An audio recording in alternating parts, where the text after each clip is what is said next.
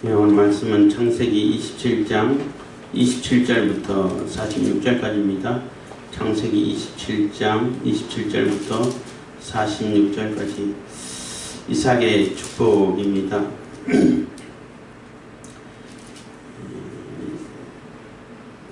이삭이 언약의 유업을 야곱에게 물려주게 됐는데, 결과적으로 그렇게 됐는데, 사실 하나님께서 그 언약의 유업을 이어갈 자, 그러니까 선택되지 않은 자를 나눌 때 아브라함의 후손이라고 다 택한 것이 아니라 이삭을 선택했고, 또 이삭의 자녀들 중에 에서와 야곱 중에 야곱을 선택하게 되는 것이고, 그래서 아브라함과 이삭을 통해 가지고 야곱에게 가가지고는 야곱을 이스라엘이라는 이름으로 바꿔주면서 이스라엘 야곱의 후손들은 다 하나님의 백성으로 받아들이는 그러한 구조로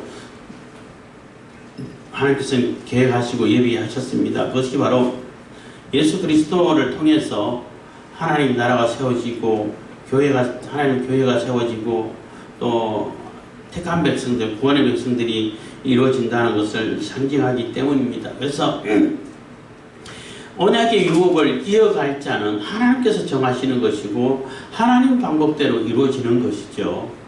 그래서 내가 원하는 대로, 내가 하고 싶은 대로, 내 감정대로, 내 기분대로 이렇게 살아가지고 내가 좋은 대로, 내가 좋은 방법으로 내 마음대로 이렇게 해서는 이어받을 수 없다는 것이죠. 그래서 이삭이 이제 나이 좀 들어서 나이가 많아서 눈이 어두워지고 잘 분별력이 없어지고 영적으로도 분별력이 무뎌지고 이런 상태에서 마지막 유업을 이어주는 축복을 해주려고 하는데 에서에게 해주려고 했다는 것입니다. 그래서 사실은 요 앞에 27장 1절에서 26절까지 할 때도 얘기했습니다만은 하나님은 분명히 리브가의 태중에 있을 때에 동생이, 그러니까 작은 자가 큰 자를 섬기리라 하면서 야곱에게 하나님의 뜻이 있다라고 이미 암시를 해주고 또 미리 예언을 해줬어요. 그럼 거기에 대해서 더 관심을 가지고 영적으로 분별력을 가져야 되는데 가지지 못했다는 것입니다. 그리고 리브가와 야곱도 올바른 방법이 아니죠. 그렇게 아버지를 속여가지고 억지로 받으려고 하면 안 된다는 겁니다. 왜 속이려고 그러냐는 거죠. 속이지 말고 아버지에게 당당하게 찾아가가지고 에서까지 다 불러놓고, 사실 언약의 유업을 이어가는 데 있어가지고 그 유업을 받들기까지는 어떤 삶의 자세로 살아야 되고 어떤 모습으로 그것을 이어받아야 되는지, 그 과정에 어떤 많은 고난과 연단과 훈련이 있는지를 설명해주고, 그러고 에서에게 네가 받을 거냐 했으면 에서 성격상 안 받는다 그랬을 거야 아마. 그 힘든 걸 내가 어떻게 합니까?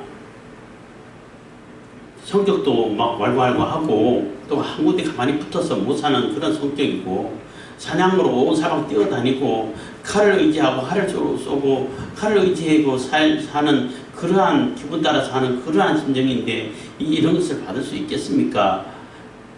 야곱에게 주십시오. 야곱이 받는다 그러면 저는 받겠습니다 하면은 에서가 어떻게 했겠어요? 그 힘든 걸 동생에게 밀었기 때문에 얼마나 잘 도와주겠어요? 필요한 거 뭐 있어 해가지고 다 도와주고 협력하고 이렇게 되지 않았을까? 물론 우리가 추측하는 겁니다만은, 그러면은 이삭도 깨닫고 맞아, 하나님께서 야곱을 통해서 세우신다고 하셨지 하고 그렇게 합의되고 서로가 이해한 상태에서 야곱에게 축복을 해줬더라면은 이런 분란도 없고 갈등도 없고 서로 화합하고 서로 돕는 모습이 되고, 비록 에서는 언약의 유업을 이어받지는 못했지만 그래도 돕는 자 역할을 하고 이렇게 되지 않았을까라는 그런 아쉬움이 있다는 거예요.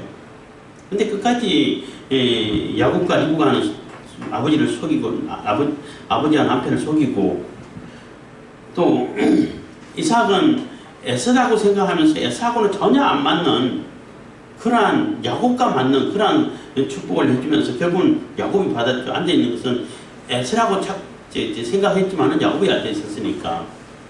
그래서 야곱이 유업을 이어가게 되고, 그것으로 인해 가지고 에서는 그 언약의 유업을 이어가는 데 있어 가지고 거기에 따르는 뭐 책임이라든지 의무라든지 그동안 겪어야 할 과정이라든지 전혀 생각하지 않고 오로지 거기에 대한 열매만 생각하고 권리만 생각해가지고 억울하고 분노하고 하는 그러한 모습 볼 때에 뭔가 다 잘못됐다는 거예요. 올바른 모습이 아니라는 거죠. 그리고 그 언약의 유업을 이어갈 때에 거기에 합당한 삶이 있어야 되는데 에서하고는 전혀 맞지 않는 삶을 에서가 살아온 상태에서 권리와 의무는 전혀 무시를 해버리고 오로지 그 결과만, 권리만, 그러니까 책임과 의무는 무시를 해버리고 그 권리만 생각해가지고 분노를 하는 에서도 올바른 자세는 아니죠. 그래서 모든 것이 그 얍삽한, 그러니까 그 인간의 그 얇은 그 꾀를 잔머리라고 그러죠. 그 꾀를 가지고 아버지를 속여서 하나님의 유업을, 언약의 유업을 이어받는다고 나름대로 머리 쓴다고 썼지만은 그 결과가 어떻게 됐냐는 거예요. 그 가정이 엉망이 됐다는 거예요. 엉망이 됐다는 거죠. 그렇다 할지라도 하나님은 그러한 상황이라 할지라도 하나님이 섭리해 가시는 것을 보면은 놀라울 수밖에 없고 은혜라고 말할 수밖에 없는 거예요. 그 잘못된 방법이고 잘못된 그러한 실행이고 또 서로 분노하고 갈등하지만은 그런 가운데서도 하나님은 하나님의 계획을 그대로 이어가는 모습을 볼 수 있다는 겁니다. 하나님께서 계획하시고 섭리하신 것을 그대로 야곱을 통해서 이어가는데 물론 뒤에 야곱의 얘기하도 나오겠지만은 자기가 속였기 때문에 자기가 속임을 당하고 속여서 그냥 잘못된 방법으로 그 아버지를 속였기 때문에 자기 자식들에게도 속아서 평생을 지내고 이런 벌을 받는다는 거예요. 그런 벌을 받고 그러한 벌 가운데 연단 가운데 책임 가운데 그런 의무를 다하는 가운데 이게 성숙되어가는 그런 모습, 성화되어가는 모습이라고 말할 수 있죠. 그런 모습을 야곱에게서 찾아볼 수 있다는 것입니다. 그래서 27장 27절부터는 야곱에게 축복하고 에서에게도 뭐 축복은 축복이지만은 그 약간 저주 비슷한 축복이라고 말할 수 있는데 그런 것을 해주고 이제 그 언약의 유업을 이어갈 자를 이렇게 완전히 선별하는 그런 작업을 끝내는 그러한 모습이 들어있는 것입니다. 27절입니다. 27장 27절. 그가 가까이 가서 그에게 입맞추니, 그래서 그 야곱이 리브가가 그 어린 염소 아주 맛있는 그 야들야들한 고기가 되는 그 염소를 잡아와가지고 요리를 아주 맛있게 잘했겠죠. 뭐 남편에게 하는 요리니까 얼마나 그 식성을 잘 알겠습니까? 그러니까 입맛이 잘 맞을 수밖에 없죠. 그리고 또 이게 양털을 이렇게 그 뭐 어깨, 목 누가 얘기를 하기를 아마 이게 에서는 이게 수염 같은 이런 털도 많았을 거라고 생각하더라고요. 그래서 아마 목도 했다는 얘기는 이 턱이라든지 옆에 까지 이게 다 이렇게 그 염소털을 붙였을 거다. 그리고 팔, 손까지 이렇게 얘기를 하는데 어쨌든 꾸며가지고 이삭에게 나와가지고 네가 누구냐 이렇게 에서입니다. 가까이 와라 좀 만지고 너 어떻게 이렇게 그렇게 속히 이렇게 요리가 왔는데 당신이 하나님께서 쉽게 속히 순적히 만나게 해주셔가지고 이렇게 왔습니다. 이렇게 하나님 이름까지 끌어들여가지고 거짓말을 하죠. 그래서 가까이 오니까 또 에서가 가장 좋아하고 가장 귀중한 옷을 뭐 리브가 가지고 와가지고 그러니까 그 뭐 향치라든지 뭐 무슨 에서 옷을 입고 에서처럼 꾸몄으니까 에서의 냄새가 나겠지요. 나고 근데 목소리는 야곱인데 몸은 에서구나, 손은 에서구나, 에서의 손이구나 하고 이게 맞는 건지 안 맞는 건지 이렇게 알면서 쏘갔는지 아니면 모르면서 쏘갔는지 어쨌든 간에 그러고 이제 먹고 맛있게 먹고 기분 좋게 이제 축복해주는 그런 장면입니다. 그래서 그가 가까이 가서 그에게 입맞추니 아버지가 그 옷의 향취를 맡고 그에게 축복하여 가로되 내 아들의 형체는 여호와의 복 주신 밭의 형체로다. 그래서 여호와 하나님께서 복을 베풀어 주신 밭, 농사를 얘기하죠. 밭이고 또 농사를 짓는다는 것은 정착한다는 거예요. 사실 유목민들은 정착할 수가 없어요. 자꾸 이렇게 돌아다녀야 돼. 풀을 찾아가지고 여기저기 또 돌아다녀야 되는데, 밭이라든지 여기는 밭밖에 없지. 우리 이쪽에는 논을 얘기하죠. 논밭을 우리가 사고 또 일군다는 것은 정착한다는 거예요. 거기서 안 떠난다는 겁니다. 그래서 하나님께서 복 주시는데, 하나님께서 복 주시는 밭의 형체다. 밭에서 나는 그런 곡식에서 나는 그런 형체라고 말할 수도 있죠. 그래서 하나님께서 밭의 양치를 주셨다는 겁니다. 28절, 하나님은 하늘의 이슬과 땅의 기름짐이며 풍성한 곡식과 포도주로 내게 주기를 원하노라. 그래서 하늘의 이슬과 땅의 기름짐이며, 그래서 그 중동 지역은 우리나라 기후하고 막 달라서 그 겨울에 한 2, 3개월 비가 많이 온다 그래요. 엄청 비가 많이 오고, 그런 건 비가 안 온대. 거의 비가 안 온대요. 그래서 비가 안 오기 때문에 굉장히 건조하고 메마르는데, 그러면 이 식물들이 어떻게 크냐 하면은, 그 헐몬산이라고 해가지고 굉장히 높은 산이 있고 만년설이 있는 산이 있어요. 그 산과 그 지중해에서 불어오는 습한 공기, 이게 만나가지고 이슬이 엄청 많다고 그래요. 밖에서 사면 오시절 만큼 많다고 그래요. 그래서 그 이슬로 인해 가지고 식물이 자라는 거예요. 그래서 동풍이 불면은, 동풍은 완전히 사막에서 불어오는 바람이기 때문에 식물들을 완전히 다 말라 트롤게 만들어버리고 엄청 건조하고 더운 바람이고, 그래서 식물들은 다 말라 죽어버리는 그러한 바람이지만은, 서풍이 불면은 지중해에서 불러오고 또 이게 헐몬산에서 공기 온도 차이로 인해 가지고 내리지는 그러한 이슬로 인해 가지고 이 농사가 된다는 겁니다.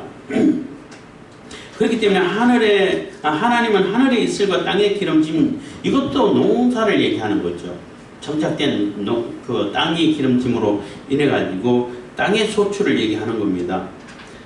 풍성한 곡식과 포도주로 내게 주시길 원하노라. 그래서 완전히 이게 농경이고 정착한 상황을 이렇게 얘기하는 겁니다. 하나님께서 땅을 주시겠다고 약속하셨기 때문에 그 땅의 소산을 먹을 수 있도록 땅의 유업을, 땅의 언약을 이렇게 빌어주는 것입니다. 만민이 너를 섬기고 열국이 내게 굴복하리니 내가 형제들의 주가 되고 내 어미의 아들들이 내게 굴복하며 내게 저주하는 자는 저주를 받고 내게 축복하는 자는 복을 받기를 원하노라. 그리고 그러한 하나님께 주신 땅에서 정착한 삶을, 그래서 풍성한 소출을 내는 그러한 삶을 살 뿐만 아니라 이제 주권과 같은 주권의 언약이죠. 이게 29절은 만민이 너를 섬길 거다. 열국이 내게 굴복할 거다. 내가 형제들의 주가 되고 내 어미의 아들들이 내게 굴복하며 내게 저주하는 자는 저주를 받고 내게 축복하는 자는 복을 받기를 원하노라 해서, 이 에스가 원하는 것은 요것만 원하는 거예요. 밭에 향지 필요 없고 곡식 그거 답답해서 어떻게 해? 나무 시켜서 할 수는 있겠지만은 돌아다녀야 되는데, 그래서 야곱에게 맞는 축복을 에서라고 생각하면서 진짜 야곱에게 축복해주는 그런 상황이죠. 그래서 그런 과정을 통해 가지고 하나님께 주시겠다 하는 그 땅을 주시고 또 주권의 언약을 주셔서, 모든 자들이 너를 통해서 하나님과 함께하는 하나님 나라를 세워가는 그러한 주권 언약을 해주고 있는 것입니다. 그래서 열국이 내게 굴복한다는 얘기는 사실 다윗과 솔로몬 시대 때 잠깐 그렇게 이루어진 적이 있죠. 주변에 있는 나라들이 다 굴복되고 주변에 있는 그 족속들이 다 다윗에게 굴복을 했지만은 영원하지는 않았죠. 그 이후 솔로몬이 죽고 그 이후는 자꾸 탈퇴하고 벗어나는 그러한 종족도 생기고 오히려 이방인들로 인해 가지고 이스라엘이 망하는 그런 지경이 갔지만은 예수 그리스도를 통해 가지고, 그래서 야곱의 후손을, 그리고 다윗의 야곱의 그 지파라고 해야 되나요? 야곱의 후손으로 이루어진 이스라엘 속에서 다윗의 후손으로 예수 그리스도가 오셔서 이제 만민의 주가 되고 만왕의 왕이 되고 만주의 주가 되는 그러한 놀라운 일이 벌어졌죠. 그래서 그러한 메시아 예언이라고도 볼 수 있는 것입니다. 그렇게 내 형제들의 주가 되고 모든 자들의 주가 되고 모든 자들의 그 통치권자가 된다는 것입니다. 예수 그리스도를 얘기하는 거죠. 그래서 그를 저주하는 자는 저주를 받고 그에게 그 복을 비는 자는 또 복을 받게 되는, 축복하는 자는 복을 받게 되는 이러한 복을 베풀어 줬다는 것입니다. 그리고 이제 다 축복하고 이제 30절 이삭이 야곱에게 축복하기를 마치매 야곱이 그 아비 이삭 앞에서 나가자. 그래서 여기서 나가자 할 때는 좀 서둘러서 나갔다는 의미가 들어있는 거예요. 그래서 굉장히 급하게 들키면 안 된다 싶어서 나갔다라고 볼 수도 있는 거죠. 곧 그 형제 에스가 찬양하여 돌아온지라. 그래서 굉장히 이게 조마조마한 그 드라마라든지 뭐 영화 같은 경우 있으면은 그 아슬아슬한 그런 장면이라고 묘사될 수도 있죠. 그 야곱은 급하게 스물스물 나가고 나가자마자 또 에스가 또 들어오고 이런 모습인 겁니다. 31절 그가 별미를 만들어 아비에게로 가지고 가서 가로되 아버지가 일어나서 그러니까 뭐 사냥하기가 돌아왔지만 아버지에게로 바로 들어가지는 않았더니 요리를 해야 되니까 어쨌든 간에 이렇게 긴장된 그런 모습을 이렇게 잠깐 볼 수 있었던 것입니다. 그가 별미를 만들어 아비에게로 가지고 가서 가로되 아버지여 일어나서 아들의 사냥한 고기를 잡수시고 마음껏 내게 축복하소서. 그 아비 이삭이 그에게 이르되 너는 누구냐? 그가 대답하되 나는 아버지의 아들 곧 아버지의 맏아들 에스로소이다. 그러니까 너 누군데? 금방 먹었는데 에스입니다 하니까 깜짝 놀라는 거죠. 이삭이 심히 크게 떨며 가로되 저 사냥한 고기를 내게 가져온 자가 누구냐?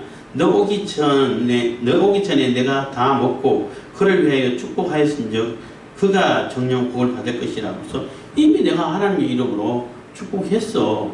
하나님의 이름으로 축복했기 때문에 그가 복을 받을 거야. 이제는 돌이킬 수가 없다는 거예요. 그래서 그 이삭이 심히 크게 떨며 가로되 한 얘기는 굉장히 두려워했다는 거예요. 그래서 이삭이 왜 두려워했을까? 한 얘기는 이때 아마 이삭이 깨닫지 않았을까? 야곱을 통해 가지고 하나님께서 작은 자가 큰 자를 섬기리라고 했던 그 언약의 그 예언의 말씀 생각나지 않았을까? 야곱을 통해 가지고 하나님께서 언약의 유업을 이어가기를 바랐는데 내가 잘못해서 에서에게 축복할 뻔했구나 하는 그런 두려움이 아닐까, 이런 얘기를 생각을 하게 된다는 것입니다. 그래서 어쨌든 이삭은 굉장히 놀랬다는 거죠. 힘이 크게라는 얘기, 매우 강조하다는, 매우 놀랐다는 겁니다. 두 번 강조하는 거죠. 크게 떨며 가로되 그런 즉 사냥한 고기를 내게 가져온 자가 누구냐? 너 오기 전에 내가 다 먹고 그를 위하여 축복하였은즉 그가 정녕 복을 받을 것이니라. 에스가 그 아비의 말을 듣고 방성되고 하며 아비에게 이르되 내 아버지여 내게 축복하소서, 내게도 그리 하소서. 그래서 내게도 그런 복을 베풀어 주십시오. 하지만 이 축복은 이삭이 마음대로 할 수 있는 축복이 아니라는 거예요. 하나님께서 하나님의 유업을 이어갈 자이기 때문에 하나님께서 정하신 그 복은 그 하나님께서 택한 백성밖에 받을 수밖에 없다는 거예요. 내가 마음대로 이 목도 빌고 저부터 빌면은 해주면 되지. 예수도 같은 자식인데 그럴 수가 없다는 거예요. 하나님께서 정하신 것은 하나님의 방법대로 하나님께서 주신 대로 갈 수밖에 없다는 것입니다. 그래서 에스가 그 아비 말을 듣고 이제 와가지고 방송되고 하고 온다는 거예요. 여기서 올 때도 자기가 너무 하나님의 유업에 대해서 관심 없고 장자권에 대해서 무관심하고 별 중요하고 여기지도 않고 이렇게 살고 지 마음대로 자기 마음대로 자기 감정대로 자기 욕심대로 온 동네 돌아다니면서 사냥하고 다니고 또 좋아하는 사람 있으면 그냥 같이 결혼하고 하나님 뜻하고 상관없이, 물론 유목인들은 그 당사자들이 그러한 결혼의 결정권이 거의 강하게 있기 때문에 그게 그 주변에 있는 그 세상 풍속에서는 아무런 흠이 되는 것은 아니에요. 대부분 다 그렇게 한다는 거죠. 그렇게 하기 때문에 에서 입장에서는 다 하는 대로 했는데 이렇게 생각할 수 있다는 거죠. 그렇지만은 하나님의 유업을 이어갈 자들은 그렇게 지 마음대로 살아서는 안 된다는 거죠. 지 마음대로 살아서는 안 되고 하나님께서 정해 주신 대로 가야 돼.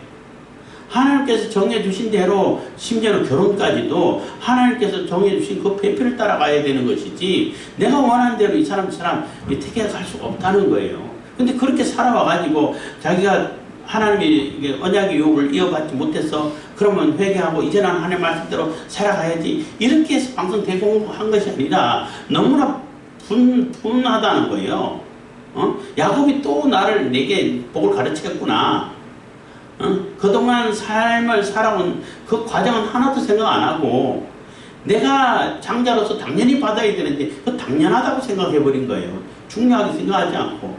그래서 당연한 그 주권, 결과, 그 달콤한 그 권리만 생각해가지고 이게 방송대고를 하고 큰 소리로 그냥 소리치면 울었다는 겁니다. 아비에게 이르되 내 아버지여 내게 축복하소서 내게도 그리 하소서. 하지만 그렇게 할 수 없다는 거죠. 35절 이삭이 가로되 네 아우가 간교하게 와서 네 목을 빼앗았도다. 36절 에스가 가로되 그의 이름은 야곱이라 함이 합당치 아니하니까. 그래서 야곱은 발 뒤꿈치를 잡은 자, 그에게는 사기치는 자 이런 뜻이 된다는 거예요. 속이는 자 이런 뜻도 되고 그리고 발 뒤꿈치를 잡았다는 얘기는 남의 발을 잡아가지고 넘어뜨리는 자 이런 의미로 쓰여진다고 그러죠.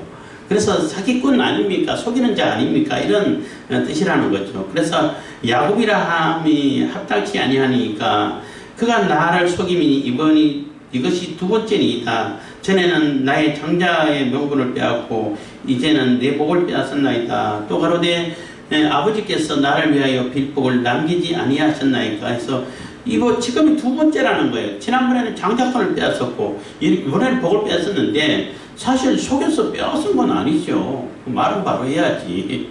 자기가 팔았잖아. 그 배고프다고 팥죽 한 그릇에 아무리 참 내가 죽으면 죽었지 그 권리는 함부로 나누는 게 아니야. 이 정도의 중요성을 가졌어도 이런 일이 안 벌어졌을 텐데 에이 그게 장자권 그거 뭐 중요하다고 이렇게 소홀히 여겨놓고 자기 스스로 팔아버리고 자기 스스로 그냥 넘겨버렸잖아요. 권리를 넘겼잖아요. 그건 자기 잘못이지. 왜 야곱이 물론 강경한 것도 있죠. 그 때를 딱 맞춰가지고 배고플 때 맛있는 밥죽을 만들어가지고 딱 앞에 갖다 놓고 팔어. 자기는 내게 팔어.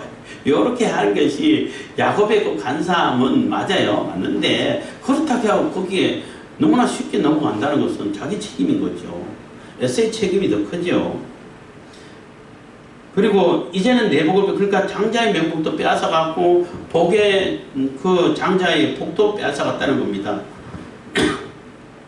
그러니까 에서가 지금 지내오고 가지고 있는 사고방식이라든지 생각을 볼 때에는 빼앗길 수밖에 없는 그런 모습인 거예요. 그 삶 자체도 생각 자체도 사고방식 자체도 하나님께서 원하시는 그런 사고방식이 아니야. 그럼 당연히 빼앗기는 거예요. 그래서 천국은 침노하는 자의 것이다 라는 얘기가 여기서 이렇게 보여지고 있는 거예요. 야곱은 어쨌든 사기를 치든지 어쨌든 내가 그 장자의 명부 하나님 복을 받아야 돼. 하나님의 언약 유업을 내가 무슨 대가를 치르더라도 내가 받아야 돼.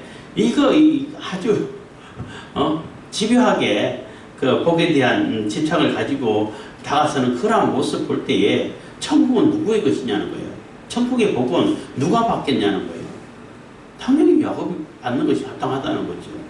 그렇게 소망하고 원하고 하는데 이삭이 에서에게 대답하여 가로되 내가 그를 너의 주로 세우고 그 모든 형제를 내가 그에게 종으로 주었으며 곡식과 포도주를 그에게 공급하였으니 내 아들아 내가 네게 무엇을 할 수 있으랴. 그래서 다 땅의 주권이라든지 땅의 언약이라든지 주권 언약이라든지 그것도 다 그에게 줬다는 거예요. 그래서 하나님의 나라를 후손은 이제 이어가는 후손은 있으니까 나라를 세우려면 땅이 있어야 되고 주권이 있어야 되잖아요.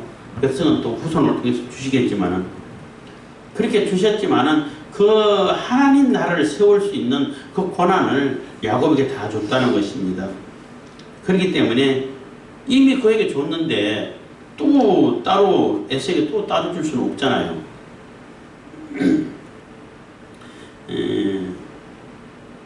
에서가 야곱에게 이르되 내 아버지여 아버지여 필복이 이 하나뿐이니까 내 아버지여 내게 축복하소서 내게도 그리하소서 하고 소리 높여 우니 그래서 내게도 똑같은 하나님 나라를 하나 더 만들면 되지 않습니까? 이런 얘기가 되는 거예요. 근데 하나님께서 세우는데 이삭이 자기 마음대로 하나님 나라를 세울 수 있나요? 하나님께서 세우라 하고 하나님께서 약속하고 언약을 주신 그곳에 그 자녀에게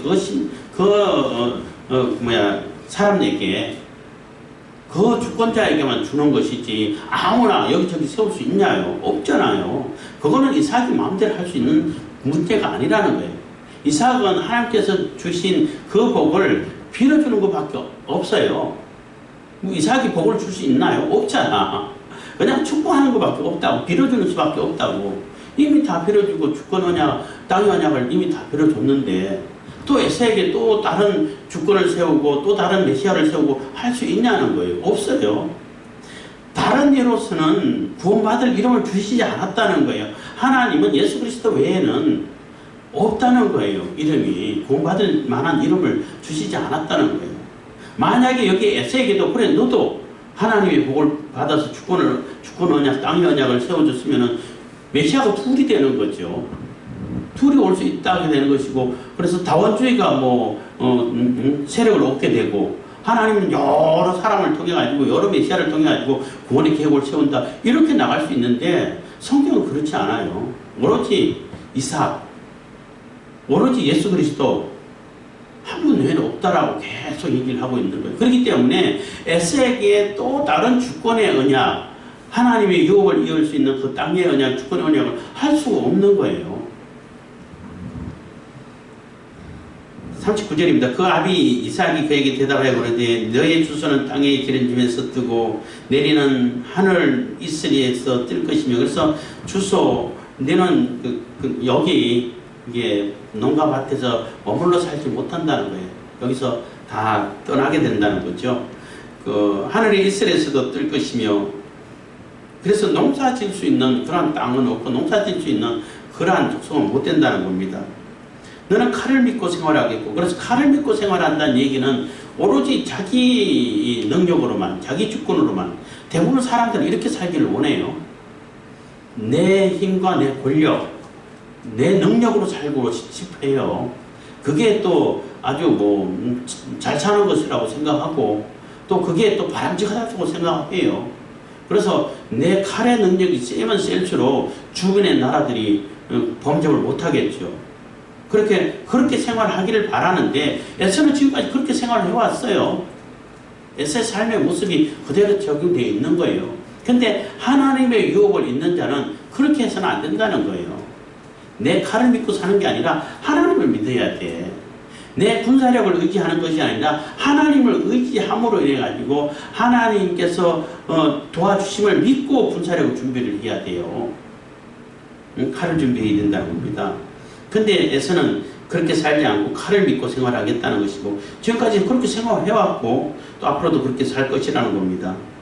내 아우를 섬길 것이며 그래서 결국은 야곱 이스라엘을 섬기게 되고 잠깐 동안은 또 그리고 좀 긴 시간 동안도 결국은 이스라엘에게 복속되어서 살긴 살았어요.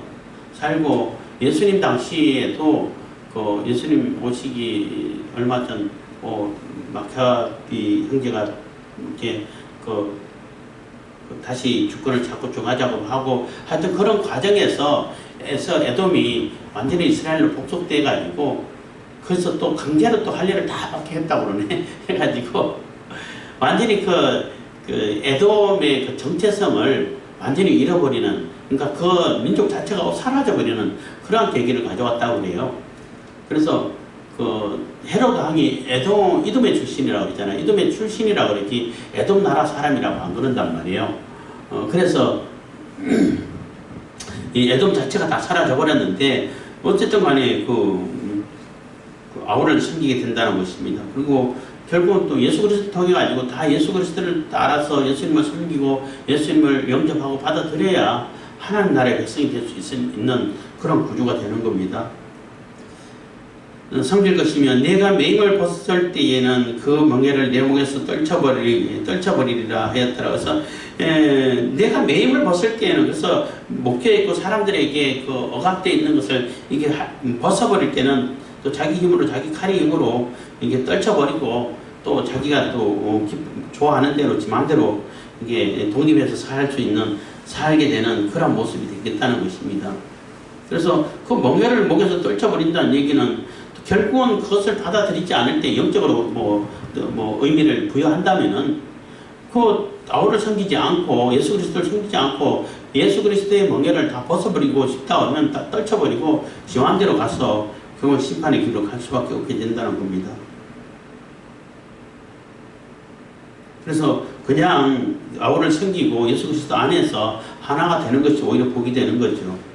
41절입니다. 그 아비가 야곱에게 축복한 그 축복을 인하여 에서가 야곱을 미워하여 심중에 이르기를 아버지를 곡할 때가 가까웠은즉 내가 내 아우 야곱을 죽이리라 하였더니, 그래서 너무나 분해가지고 이제는 분노를 못 참아 왜 이렇게 됐을까 이렇게 반성하고 또 회개하고 돌이켜서 자기 길을 살펴보지는 않고 그런 자세는 가지지 않고 오히려 너무나 분해서 시간이 저렇게 많이 갔어요? 어떻게 이렇게 시간이 많이 갔는데. 그래서 아우를 죽이겠다는 겁니다. 그래서 이 말이 또 리브가에게 또 들려요. 맏아들 에서의 이 말이 리브가에게 들림에 이에 보내어 작은 아들 야곱을 불러 그에게 이르되 내 형제 에서가 너를 죽여 그 한을 풀려 하나니. 그래서 리브가에게 들리는 것도 직접 이렇게 들었다기보다는 그런 얘기가 또 여기저기서 떠올리고 다녔던 것 같아요, 에스가. 그래서 다른 통로를 통해서 제3자를 통해가지고 리브가에게 들려왔다는 겁니다. 그러니까 리브가 입장에서 굉장히 아찔하죠. 43절 내 아들아 내 말을 조차 일어나 하란으로 가서 내 오라버니 라반에게 피하여 내 형의 노가 풀리기까지 몇 날 동안 그와 함께 가라. 그래서 그 에서의 노가 풀릴 때까지 잠시 동안만 잠깐만 가 있으라, 한 몇 달만 가 있으라, 이런 생각을 가지고 가 있으라고 얘기한 겁니다.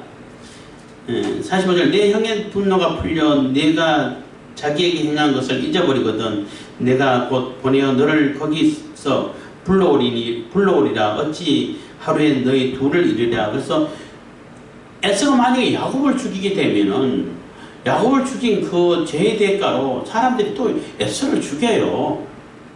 보복을 한단 말이야. 그럼 하루아침 둘 다 잃어버리게 된다는 거죠.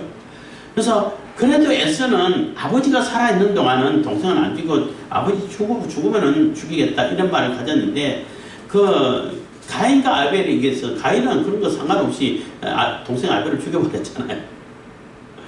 그거는 조금 이제 가인보다는 좀 괜찮은 것 같아. 에서가 그래도 아버지를 생각할 줄 아는 그러한 아들인 것 같아요. 그래서 너무나 위급한 상황이고 어쩌다 이렇게 둘 다 잃어버릴 것 같으니까 리브가가 이삭에게 이렇게 부탁을 하는 거죠. 46절입니다. 리브가가 이삭에게 이르되 내가 헷사람의 딸들을 인하여 나의 생명을 싫어하거늘 야곱이 만일 이 땅의 딸들을 곧 그들과 같은 헷사람의 딸들 중에서 아내를 취하면 나의 생명이 내게 무슨 재미가 있으리까. 그래서 사실 리브가는 에서의 그 헷 족속이라든지 가나안에 있는 그 족속의 아내를 얻어서 며느리 둘을 보고 굉장히 마음이 불편했던 것 같아요. 고부 갈등이 있었던 것 같아요. 유목민들은 그런 게 별로 없다고 그러는데 하여튼 마음이 굉장히 불편했는데 야곱마저도 그렇게 되면 어떡하겠습니까 하고 그 결혼을 핑계해가지고 피신을 시키는 거예요. 그래서 어쨌든 뭐 피신시킬 목적이지만 결혼을 핑계댔고 그래서 거기서 결혼하게 되고 그렇지만 몇 달 있다가 올 줄 알았는데 결혼은 뭐 나중에 생각하고 올 줄 알았는데 20년 동안 거기 머물게 되고 그 이후로 그 리브가에 대해서 리브가와 야곱에 대해서는 언급이 안 나와요.